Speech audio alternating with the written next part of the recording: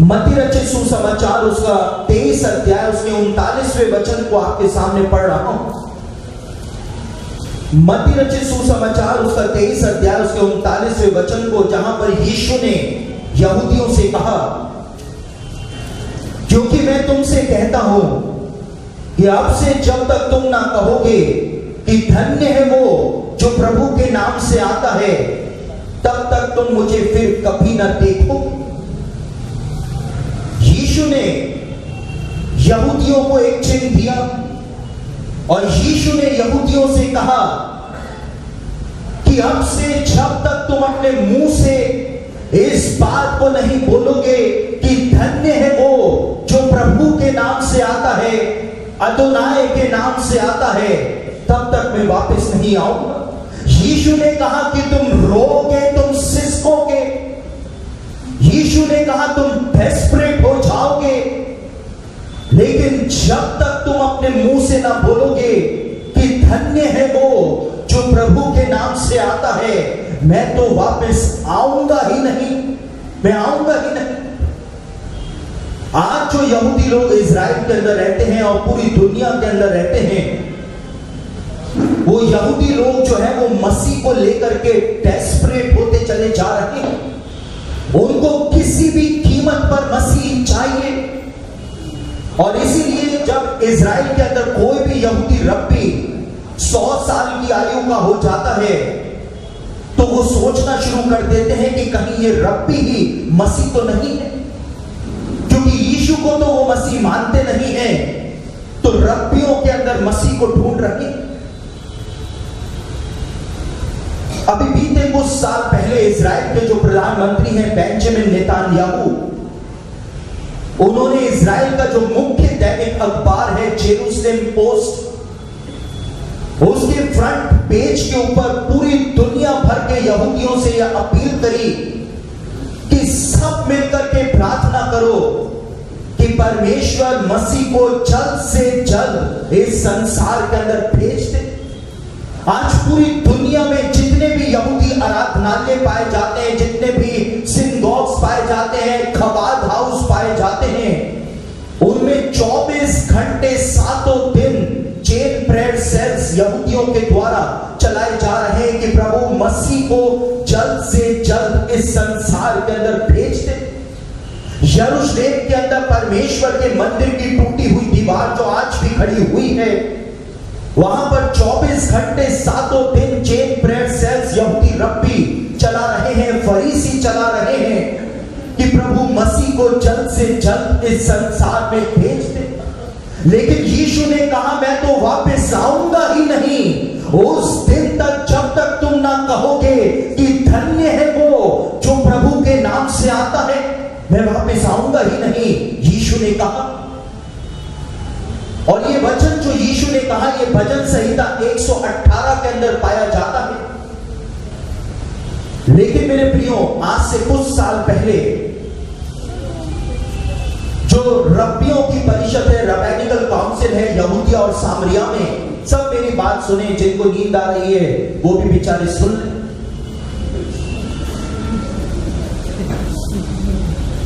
जो रब्बियों की परिषद है यहूदिया और सामरिया में, कुछ साल पहले उन्होंने एक रबैनिकल रूलिंग निकाली, यानी रब्बियों का कानून उन्होंने निकाला दुनिया के सारे यहूदियों के लिए। और वो आदेश जो यहूदी रब्बियों ने निकाला, उस आदेश के अंदर उन्होंने कहा कि हर यहूदी जो दिन में 3 बार प्रार्थना करता, यहूदी लोग प्रतिदिन दिन में 3 बार प्रार्थना करते,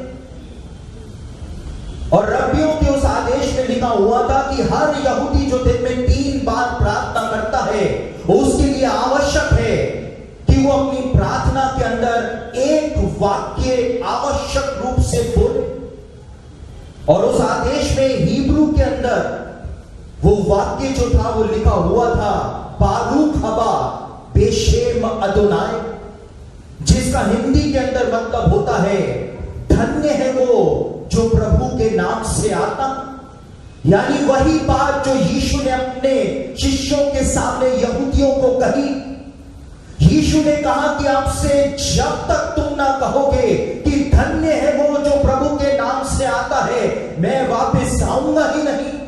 और 2000 सालों में कभी भी यहूदियों ने इस वाक्य को अपने मुंह से नहीं बोला, लेकिन 2005 से दुनिया के हर यहूदी ने प्रतिदिन दिन में 3 बार इस वाक्य को दोहराना शुरू कर दिया है, बारूक हबा बेशेम अदोनाय, यानी धन्य है वो जो प्रभु के नाम से आता है। और बीते कुछ समय पहले जो रब्बियों की परिषद है उसने एक प्रेस कॉन्फ्रेंस करी, और उस प्रेस कॉन्फ्रेंस के अंदर और इजराइल के मुख्य टीवी चैनल के ऊपर भी, न्यूज चैनल के ऊपर भी इजराइल के मुख्य रब्बी ने आकर के इस बात को बताया कि रब्बियों की परिषद के सारे रब्बी जो हैं, हम सब ने मिलकर के पुराने नियम की भविष्यवाणियों का अध्ययन किया,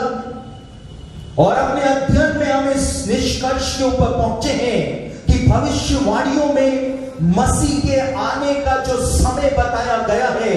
वो समय जो है वो अब हो गया है, आ चुका। इसलिए यहूदियों को चाहिए कि वो अपने आत्मिक जीवन को मसीह के आगमन के लिए तैयार कर लें। और जैसे ही इजराइल के मुख्य टेलीविजन के ऊपर, चैनल के ऊपर मुख्य रब्बी ने यह घोषणा कर दी, वैसे इजराइल के अंदर जितने भी रेडियो स्टेशंस हैं उनमें 24 घंटे मैसियानिक म्यूजिक ने बजना शुरू कर दिया, मसीह के गीत संगीत ने बजना शुरू कर दिया। और मसीह के लिए जो गाने इजराइल के रेडियो स्टेशंस पर बजाए जा रहे हैं, उन गानों के बोल क्या हैं? उनके बोल क्या हैं? बारूक हबा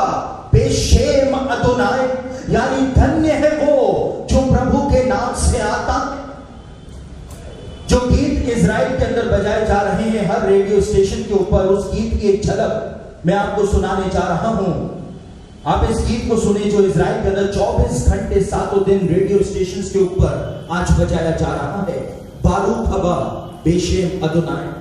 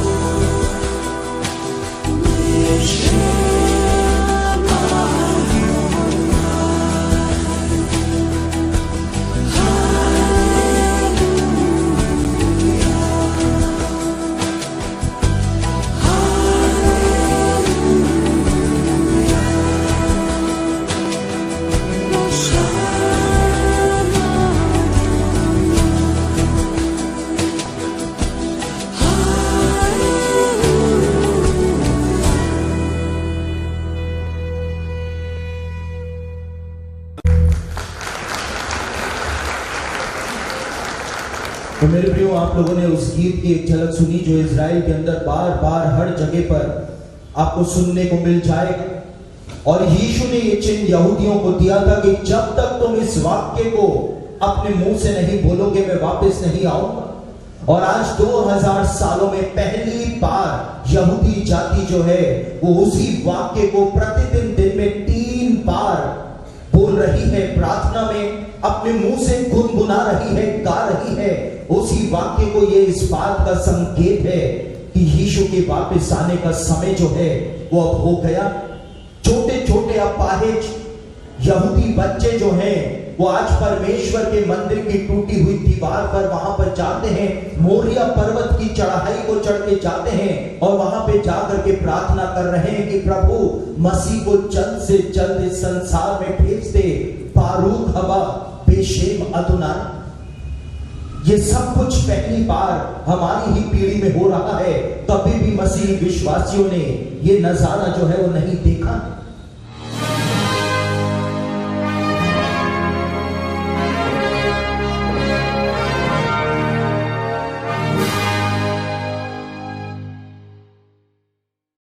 बहनों और भाइयों, आज की इस प्रोफेसी अपडेट में आपका स्वागत है।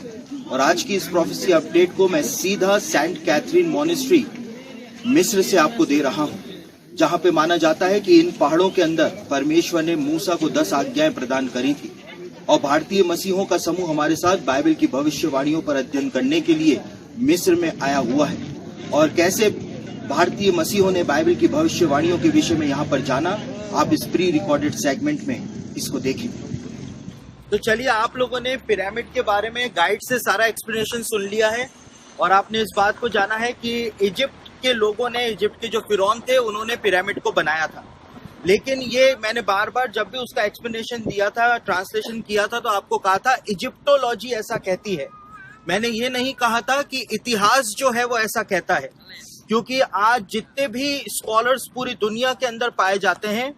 वो सारे के सारे स्कॉलर्स इस बात को मानते हैं कि मिस्र की सभ्यता बनने से भी पहले पिरामिड जो थे वो यहाँ पर बन चुके थे। यानी कि जल प्रलय से भी पहले पिरामिड जो थे वो यहाँ पे बन चुके थे। और यदि आप यहूदी रब्बियों के लेख पढ़ेंगे, आप जूइश टेक्स्ट पढ़ेंगे मूसा के जमाने से लेकर अभी तक,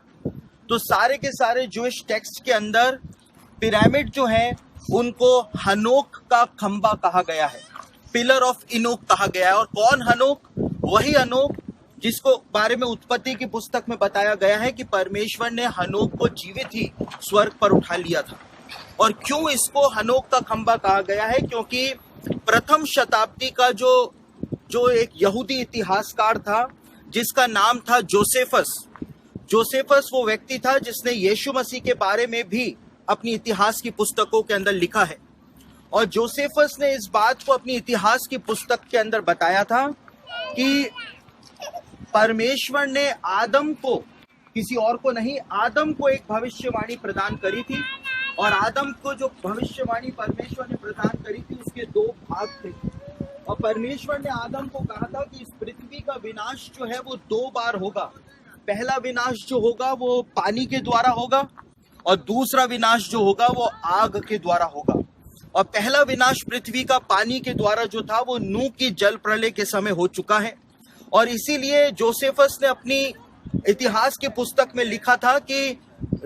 आदम की ये भविष्यवाणी जो परमेश्वर ने प्रदान करी थी, आदम ने इस भविष्यवाणी को अपने वंशजों को बताया था। और आदम के वंशज जो थे, मतुशले था, हनोक था, शेत था, इन लोगों ने जो आदम की भविष्यवाणी को, जो आदम के जो आगे आने वाले जो संतानें थे, उन्होंने आदम की भविष्यवाणी को लेकर के 2 खंबे बनाए थे।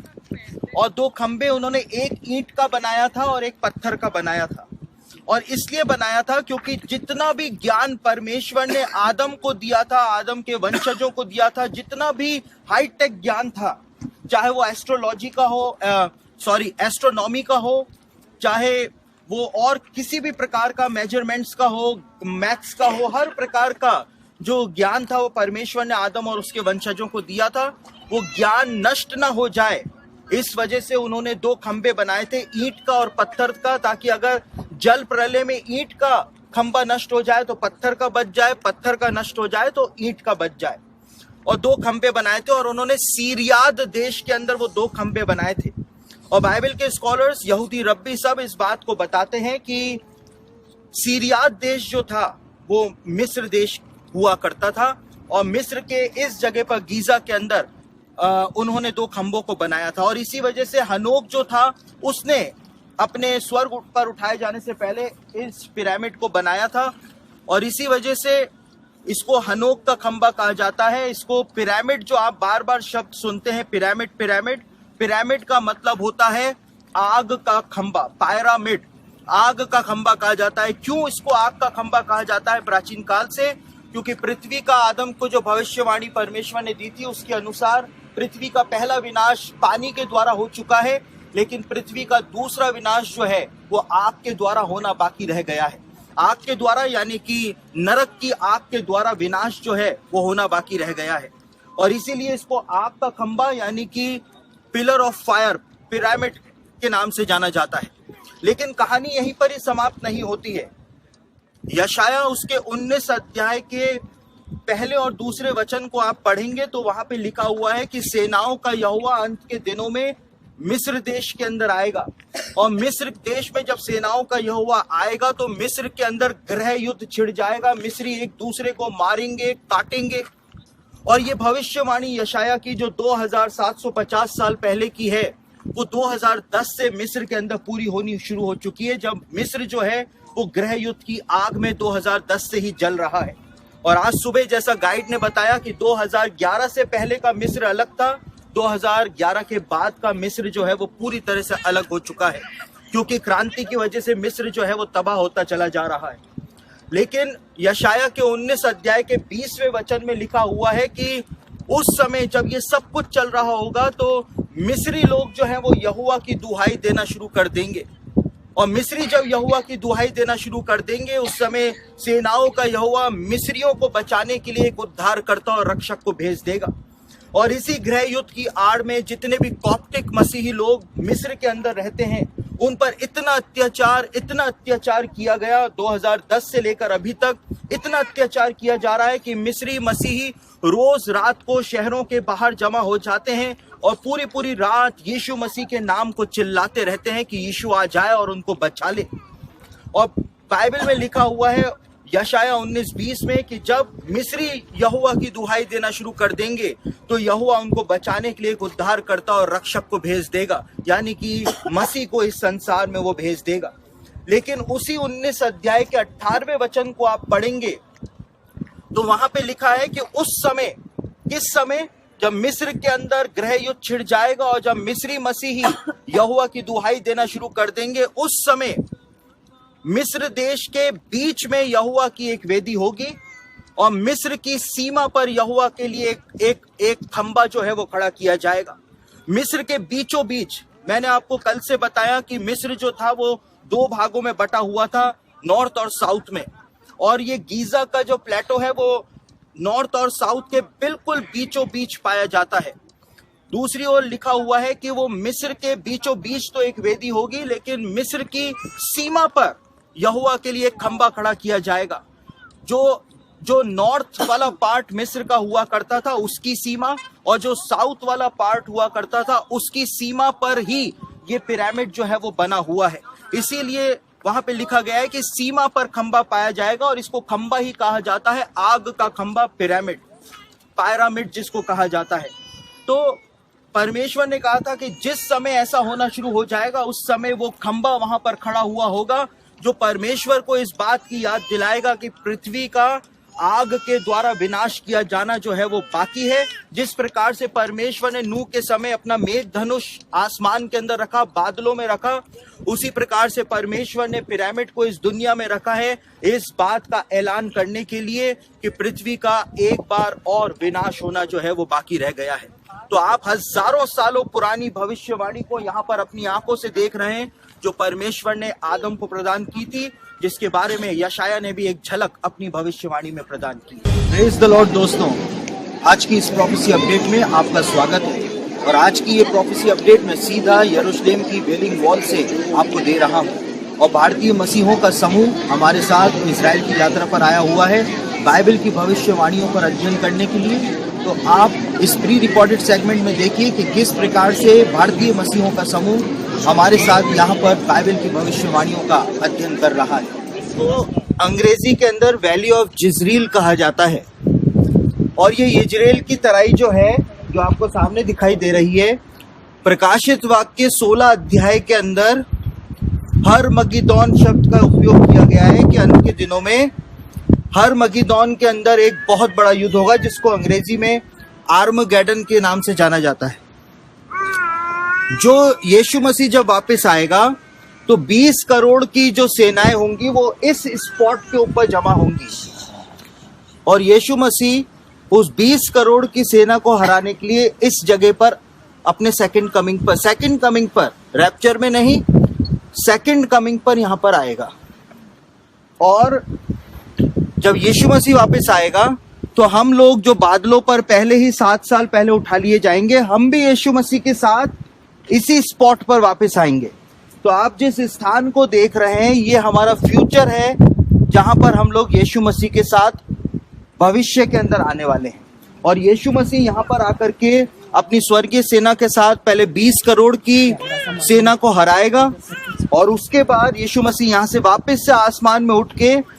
जैतून पर्वत पर जाएगा यरूशलेम में और जैतून पर्वत के ऊपर उतरेगा, जैसे कि उन 2 स्वर्गदूतों ने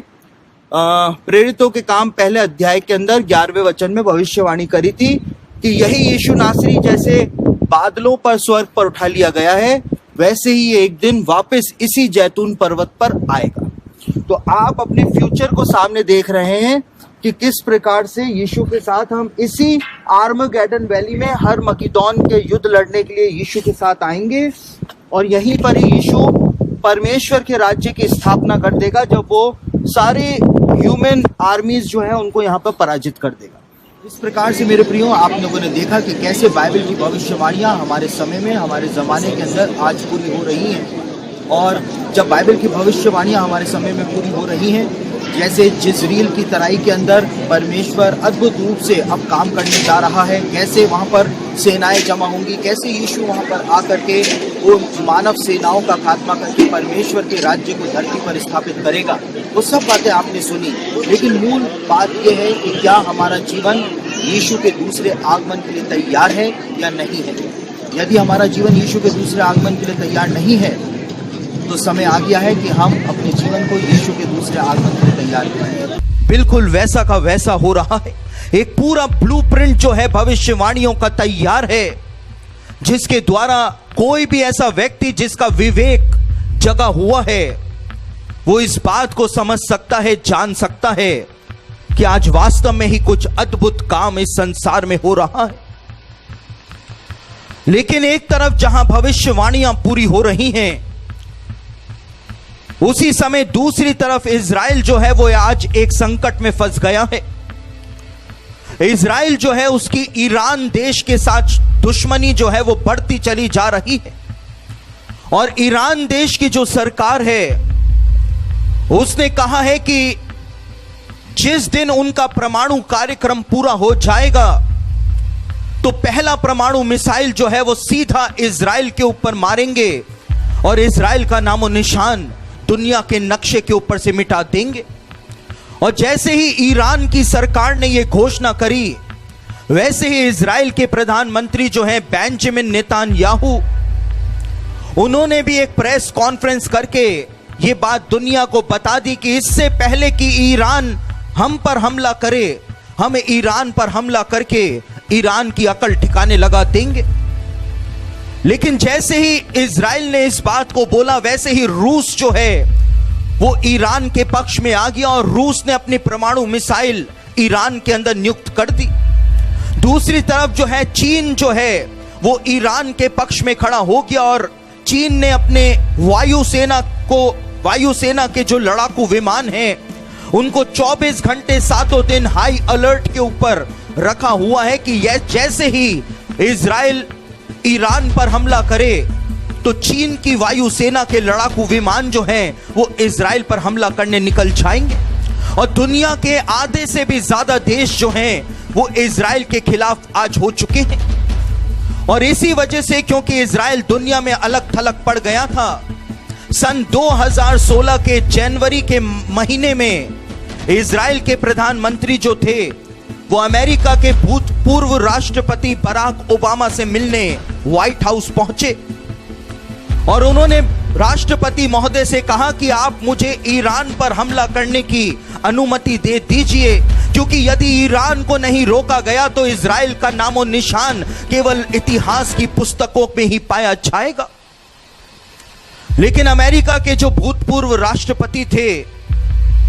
उन्होंने इजराइल के प्रधानमंत्री को साफ साफ शब्दों में मना कर दिया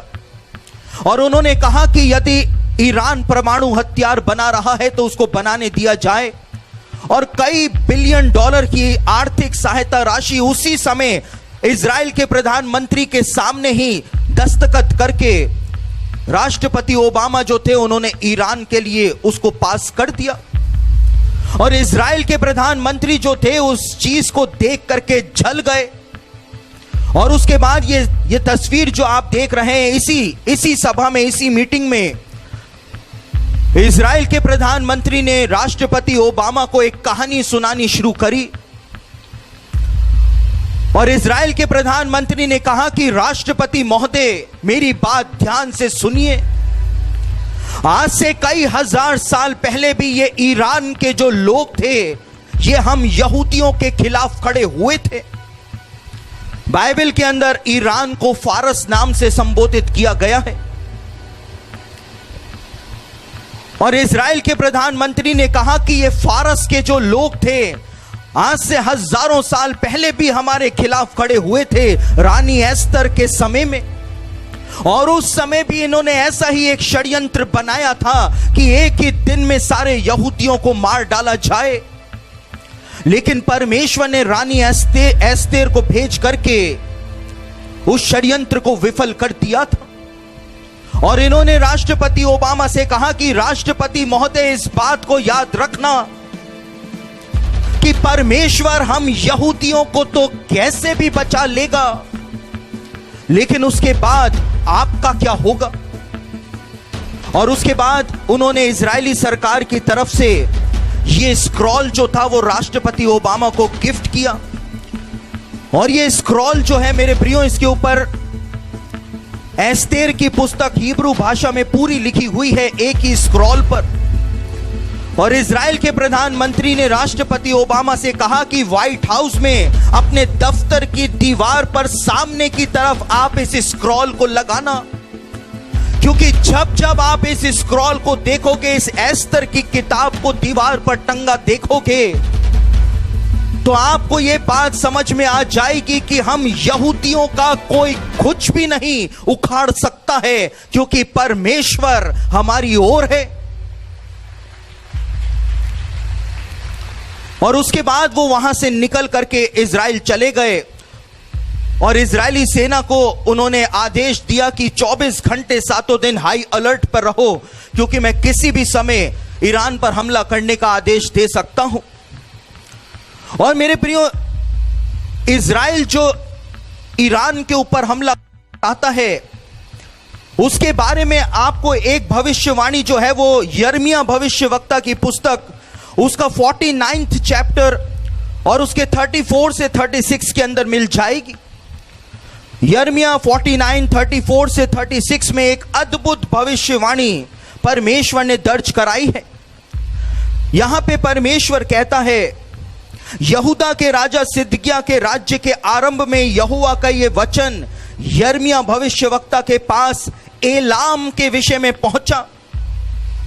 और ये एलामी जाति के जो लोग थे, आप यहां पर इस नक्शे के अंदर देख सकते हैं, मैंने आपको दिखाया है। जो कल के अखबारों की सुर्खियां हैं वो आज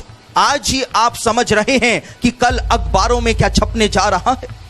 आप यहां पर देख सकते हैं, इस नक्शे में मैंने दिखाया है कि ये फारस की खाड़ी जो है ब्लू कलर से आपको यहां पर दिखेगी। और फारस की खाड़ी के किनारे का ये क्षेत्र जो है, यहां पर एलामी जाति के लोग रहा करते थे। और ये पूरा क्षेत्र जो है इसको आज ईरान देश के नाम से जाना जाता है। लेकिन परमेश्वर ने पूरे ईरान देश के लिए नहीं, लेकिन ये लाल लाल रंग का स्पॉट जो आपको दिखाई दे रहा है, इस क्षेत्र में एलामी जाति के लोग रहा करते थे। इस क्षेत्र के लिए परमेश्वर ने यिर्मयाह से भविष्यवाणी कराई थी और परमेश्वर ने एलाम के लिए यिर्मयाह के द्वारा कहा, सेनाओं का यहोवा यूं कहता है कि मैं एलाम के धनुष को, जो उनके पराक्रम का मुख्य कारण है, तोड़ूंगा और मैं आकाश के चारों ओर से वायु बहाकर उन्हें चारों दिशाओं की ओर यहां तक तितर बितर करूंगा कि ऐसी कोई जाति न रहेगी जिसमें एलामी भागते हुए न आए। परमेश्वर ने एलाम के विषय में भविष्यवाणी कराई और आज जब इजराइल ईरान के ऊपर हमला करना चाहता है तो इजराइल ईरान के इस परमाणु प्लांट को बमों से हवाई हमले के द्वारा उड़ा देना चाहता है। इसको बुशेहर न्यूक्लियर प्लांट के नाम से ईरान में जाना जाता है। और आपको जानकर के आश्चर्य होगा कि परमेश्वर ने कहा था कि एलाम के विषय में भविष्यवाणी कराई थी। आप इस नक्शे में देख सकते हैं कि ये फारस की खाड़ी जो बह रही है, इसके किनारे का क्षेत्र जो था वो एलामी जाति के लोग वहां रहा करते थे। और आप देख सकते हैं कि ये बुशेहर न्यूक्लियर प्लांट जो है वो बिल्कुल फारस की खाड़ी के किनारे ही बना हुआ है। यहां से फारस की खाड़ी जो है वो बह रही है। और आप इस नक्शे में देखेंगे तो आपको बहुत ही ज्यादा बेहतर रूप से समझ में आएगा कि क्यों परमेश्वर ने सिर्फ एलाम के विषय में भविष्यवाणी कराई थी। और परमेश्वर ने कहा था कि मैं एलाम के धनुष को, तीर को नहीं, मिसाइल को नहीं, लेकिन मैं एलाम के धनुष को तोड़ करके रख दूंगा। और इसलिए परमेश्वर ने कहा था कि ये बुशेहर न्यूक्लियर प्लांट जो ईरान का है, जो कि एलामी जाति के क्षेत्र में बना हुआ है, यहां पर किसी भी प्रकार के कोई परमाणु हथियार नहीं बनाए जा रहे हैं, लेकिन यहां पर मिसाइलों को लॉन्च करने वाले जो लॉन्चर्स होते हैं उनको यहां पर तैयार किया जा रहा है। तीरों को तैयार नहीं किया जा रहा है, लेकिन धनुष जो होते हैं उनको तैयार किया जा रहा है। और परमेश्वर ने कहा था कि मैं एलाम के धनुष को तोड़ करके रख दूंगा। और इसलिए इजराइल इस न्यूक्लियर प्लांट को उड़ाना चाहता है, क्योंकि इजराइल का मानना है कि जब मिसाइलों को लॉन्च करने वाले लॉन्चर्स ही नहीं रहेंगे तो ईरान जो है वो परमाणु मिसाइल चलाएगा कहां से। और इसी वजह से परमेश्वर ने यहां पे भविष्यवाणी कराई थी कि परमेश्वर एलाम के धनुष को तोड़ करके रख देगा। बिल्कुल स्पेसिफिक लोकेशन पिन पॉइंट करके यिर्मयाह ने भविष्यवाणी करी थी और वो आज हमारे सामने आती चली जा रही। इस प्रोफेसी अपडेट में आपका स्वागत है और आज हम बाइबल की एक ऐसी भविष्यवाणी के ऊपर अपना ध्यान लगाने का प्रयास करेंगे जिसको हम अक्सर बढ़ते हुए तो निकल जाते हैं, लेकिन उसके महत्व को हम नहीं समझ पाते हैं। यशायाह उसके 61 अध्याय और उसके 5वें वचन के अंदर एक भविष्यवाणी आज से 2750 साल पहले यशायाह भविष्यवक्ता द्वारा यहूदियों को दी गई थी। और उस भविष्यवाणी में यशायाह 61 अध्याय और उसके 5वें वचन में यशायाह कहता है कि परदेसी लोग आके इजराइल के अंदर खड़े हो जाएंगे और विदेशी लोग आएंगे और तुम्हारे खेतों में हल चलाने वाले और तुम्हारी दाख की बारियों के वो माली बनेंगे। और ये भविष्यवाणी जो है वो इतिहास के अंदर कभी भी पूरी नहीं हुई है, लेकिन आज से कुछ सालों पहले अमेरिका के जो इवेंजेलिकल चर्च के जो सदस्य हैं, लोग हैं, उन्होंने इजराइल जाकर के इजराइल के अंदर जो दाख की बारियां हैं, जो वहां के जो दाख की बारियों के जो किसान हैं, उनकी सहायता करनी शुरू कर दी है। और वो अपनी नौकरियों से छुट्टी लेकर के अपने घरों को छोड़ करके अमेरिका से इजराइल जाते हैं और वहां पर जाकर के जो इजरायली किसान हैं जिनके पास दाख की बारियां हैं, उनकी दाख की बारियों के अंदर मदद करते हैं, जैसा कि यशायाह ने 61 अध्याय उसके 5वें वचन के अंदर 2750 साल पहले बताया था। और वो वहां पर जाकर के जब दाख की बारियों को तैयार करने का समय होता है तो वो वहां पे जाके दाख की बारियों की प्रूनिंग करते हैं, छटाई करते हैं, सारी दाख की बारियों को तैयार करते हैं ताकि अच्छी फसल इजराइल के अंदर दाख की बारियों के अंदर आ सके। जब इजराइल के अंदर अंगूर की फसल जो है, दाख की बारियां जो है वो तैयार हो जाती हैं, अंगूर की फसल जब पक जाती है तो अमेरिका के वही इवेंजेलिकल चर्च के जो लोग हैं और कनाडा के अंदर जो इवेंजेलिकल चर्चेस के जो लोग हैं और दूसरी तरफ जो यूरोप के अंदर जो मसीही लोग हैं, वो सब के सब अपनी नौकरियों से छुट्टी लेकर के और इजराइल के अंदर उन फसलों को काटने में किसानों की मदद करने के लिए जाते हैं, जैसा कि यशायाह ने अपनी भविष्यवाणी के अंदर बताया था। और इतनी ज्यादा अंगूर की पैदावार इजराइल के अंदर होती है कि यदि अमेरिका, कनाडा और यूरोप के मसीही लोग इजराइल में जाकर के यहूदी किसानों की मदद ना करें तो वो कभी भी उस फसल को काटने नहीं पाएंगे और उनकी जो फसल है, अंगूर जो है, वो बहुत ज्यादा नुकसान उनको उन फसलों के अंदर उठाना पड़ेगा। इसलिए इवेंजेलिकल चर्च के लोग अमेरिका से, यूरोप से, कनाडा से, ऑस्ट्रेलिया से इजराइल जाते हैं नौकरियों से छुट्टी लेकर के, ताकि इजराइल के किसानों की मदद कर सकें, जैसा कि यशायाह ने बताया था। और ये भविष्यवाणी जो आज यशायाह की पूरी हो रही है, यहूदी रब्बियों का ऐसा कहना है कि जितनी भी प्राचीन यहूदी कमेंट्रीज हैं, चाहे वो महाराल की कमेंट्री हो, राशि की कमेंट्री हो या बिलना गाओन की कमेंट्री हो, लेकिन उन सब कमेंट्रीज में एक बात बताई हुई है कि जब यशायाह की ये भविष्यवाणी पूरी होनी प्रारंभ हो जाएगी, जब विदेशी आकर के इजरायली किसानों की मदद करना शुरू कर देंगे, तो ये इस बात का प्रमाण होगा, प्रतीक होगा कि मसीह बहुत शीघ्र ही इस संसार में आने वाला है। तो मेरे प्रियो, आज यशायाह की यह अद्भुत भविष्यवाणी हमारे समय में आकर के इजराइल के अंदर पूरी हो रही है और ये इस बात का स्पष्ट प्रमाण है कि प्रभु यीशु मसीह का दूसरा आगमन बिल्कुल निकट अब हमारे यहाँ पहुंचा है।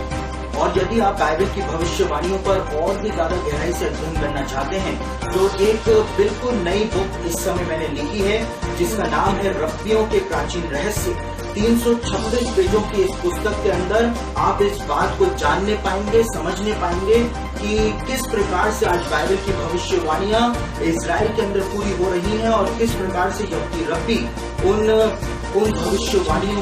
की व्याख्या कर रहे हैं, उनको यहूदियों को बता रहे हैं। 326 पेजों की इस किताब के अंदर एक कंप्लीट पैकेज आपको पढ़ने को मिलेगा, जो इस बात को आपको बताएगा कि अब हम वास्तव में ही अंत के कगार तक आ पहुंचे हैं। प्रेज द लॉर्ड दोस्तों, आज की इस प्रोफेसी अपडेट में आपका स्वागत है और आज की इस प्रोफेसी अपडेट में हम दानियल भविष्यवक्ता की उस अहम भविष्यवाणी के ऊपर अपना ध्यान केंद्रित करेंगे, जो अंत के दिनों के सीधे चिन्ह हमको आज उपलब्ध करा रही है। और दानियल ने अपनी पुस्तक के 12वें अध्याय और उसके 4थे वचन के अंदर एक भविष्यवाणी अंत के दिनों के विषय में लिखी थी और दानियल ने इस बात को बताया था कि जब ये भविष्यवाणी पूरी होगी, वो अंत के दिनों का स्पष्ट चिन्ह हमको उपलब्ध करा देगी। और दानियल को एक स्वर्गदूत के द्वारा इस बात को बताया गया था कि अंत के दिनों के 2 जो हैं वो मुख्य चिन्ह होंगे। और दानियल ने अपनी पुस्तक के 12वें अध्याय और उसके 4थे वचन के अंदर उस भविष्यवाणी को जो स्वर्गदूत ने दानियल को दी थी, उसको दर्ज किया था। और अपनी पुस्तक के 12वें अध्याय के 4थे वचन में दानियल ने इस बात को लिखा था कि अंत के दिनों के 2 सबसे प्रमुख चिन्ह जो होंगे वो ये होंगे कि बहुत से मनुष्य जो हैं, इंसान जो है, वो यहाँ से वहां दौड़ेंगे, यहाँ से वहां यात्राएं करेंगे और मानव ज्ञान जो है वो बहुत ही ज्यादा बढ़ जाएगा। और हम इस बात को देखते हैं कि आज दानियल भविष्यवक्ता की भविष्यवाणी की ये दोनों ही चिन्ह जो हैं वो हमारे समय में आकर के पूरे होने अब शुरू हो चुके हैं, क्योंकि पहली बार मानव इतिहास के अंदर आज इंसान इस प्रकार से यात्राएं कर रहा है जैसे पहले कभी भी मानव इतिहास के अंदर देखने को नहीं मिला है। और यदि आप नई दिल्ली या मुंबई के एयरपोर्ट से किसी भी पृथ्वी की रिमोट प्लेसेस में जाने के लिए उड़ान भरें तो 24 घंटे के अंदर ही अंदर आप पृथ्वी के किसी भी रिमोट पार्ट के अंदर पहुंच जाएंगे। इतना ज्यादा आज जो एयर ट्रैफिक कंट्रोल है वो बढ़ चुका है, इतना ज्यादा यात्राएं करने का माध्यम जो है वो इंसान ने उसको बढ़ा लिया है। और पहली बार मानव इतिहास के अंदर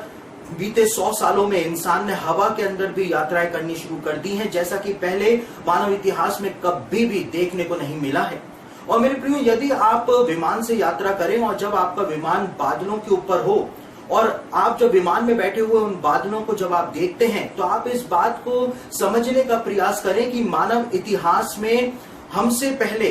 बीते 100 सालों से पहले कभी भी किसी भी मनुष्य ने ये नजारा जो आप विमान के अंदर बैठ करके देखते हैं वो किसी ने भी नहीं देखा है। इतना ज्यादा इंसान ने आज यात्राएं करने का माध्यम जो है उसको विकसित कर लिया है। साथ ही यदि आप अपने शहरों के अंदर ट्रैफिक को देखें तो आपको कारें जो हैं वो यहाँ से वहां चलते हुए, टू व्हीलर्स यहाँ से वहां चलते हुए आपको दिख जाएंगे। यात्राएं करने का जो तरीका है वो पूरी तरह से बदल चुका है। पहली बार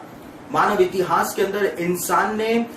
जानवरों के ऊपर, घोड़ों पर, खच्चरों पे, हाथियों पर, ऊंटों के ऊपर, बैलगाड़ियों में यात्राएं करने की बजाय आज हमारे समय में बीते 100 सालों के अंदर इंसान ने मशीनों पर बैठ करके यात्राएं करनी शुरू कर दी हैं। और इतना तेजी के साथ आज हम यात्राएं कर रहे हैं ट्रेनों के माध्यम से। आप देख सकते हैं कि दुनिया भर में ट्रेनों का जो नेटवर्क है वो बढ़ता ही चला जा रहा है। जहां जहां पर ट्रेन ट्रैक्स मौजूद नहीं है वहां पर ट्रेन ट्रैक्स जो हैं अब बिछाए जा रहे हैं। और दुनिया का सबसे बड़ा ट्रेन का नेटवर्क जो है वो भारत के अंदर पाया जाता है। और भारत में हर एक जगह तक ट्रेन की व्यवस्था जो है आज पहुंचाई जा रही है। ट्रेन का माध्यम जो है वो लोगों तक यात्राएं करने के लिए पहुंचाया जा रहा है। और आप देख सकते हैं कि पूरी दुनिया के अंदर ट्रेनों का जो नेटवर्क है, ट्रेन ट्रैक्स का जो नेटवर्क है वो पूरी दुनिया के अंदर फैलता ही चला जा रहा है। और लोग एक शहर से दूसरे शहर में, एक देश से दूसरे देश के अंदर यात्राएं कर रहे हैं। और जिस प्रकार से दानियल भविष्यवक्ता ने अपनी भविष्यवाणी के अंदर इस बात को बताया था कि अंत के दिनों का ये सबसे बड़ा चिन्ह होगा, पहला चिन्ह होगा कि बहुत से लोग यहां से वहां दौड़ेंगे, यहां से वहां यात्राएं करेंगे। और ये पहला चिन्ह जो है आज पहली बार मानव इतिहास में हमारे समय में आकर के पूरा होना शुरू हो चुका है। और दूसरी बात जो दानियल ने अपनी भविष्यवाणी के अंदर बताई थी, जो दानियल को स्वर्ग के द्वारा बताई गई थी कि अंत के दिनों का दूसरा सबसे महत्वपूर्ण चिन्ह जो होगा वो ये होगा कि मानव ज्ञान जो है वो बहुत ही ज्यादा बढ़ जाएगा। और आपको ये बात जानकर के आश्चर्य होगा कि यीशु मसीह के जन्म से लेकर सन 1900 तक इंसान का ज्ञान जो था वो हर 100 साल के अंदर दुगना होता चला जा रहा था, डबल होता चला जा रहा था और डबल होता गया था। लेकिन सन 1900 से लेकर के दूसरे विश्व युद्ध तक केवल 40 सालों के अंदर ही इंसान का जो ज्ञान था वो डबल हो गया था, जैसा कि विद्वान बताते हैं। और उसके बाद दूसरे विश्व युद्ध से लेकर के सन 2000 तक आते आते इंसान का ज्ञान जो था वो हर 25 सालों के अंदर डबल होता चला गया था। और सन 2000 से लेकर सन 2013 तक आते आते हर 2 साल में इंसान का ज्ञान जो था वो दुगना हो गया था, डबल हो गया था। और विद्वान इस बात को बताते हैं कि सन 2013 से लेकर 2018 तक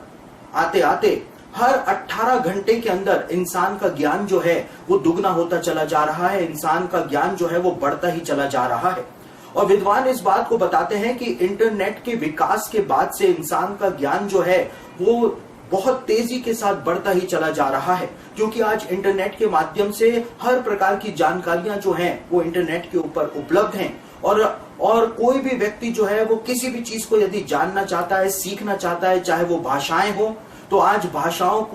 का अनुवाद करने के लिए कई सारे सॉफ्टवेयर जो हैं वो इंटरनेट के ऊपर उपलब्ध हैं। उनको डाउनलोड किया जा सकता है और किसी भी भाषा को सीखा जा सकता है, किसी भी भाषा में अपने डॉक्यूमेंट को ट्रांसलेट किया जा सकता है उन सॉफ्टवेयर्स के माध्यम से। और इसी प्रकार से यदि कोई इंजीनियरिंग से रिलेटेड कोई क्वेश्चन है या कि कोई रेसिपी आपको पानी है या किसी भी देश के बारे में आपको जानना है, किसी भी घटना के बारे में आपको जानना है, तो इंटरनेट के ऊपर गूगल करके हम उन सारी जानकारियों को प्राप्त कर सकते हैं। मानव इतिहास के अंदर कभी भी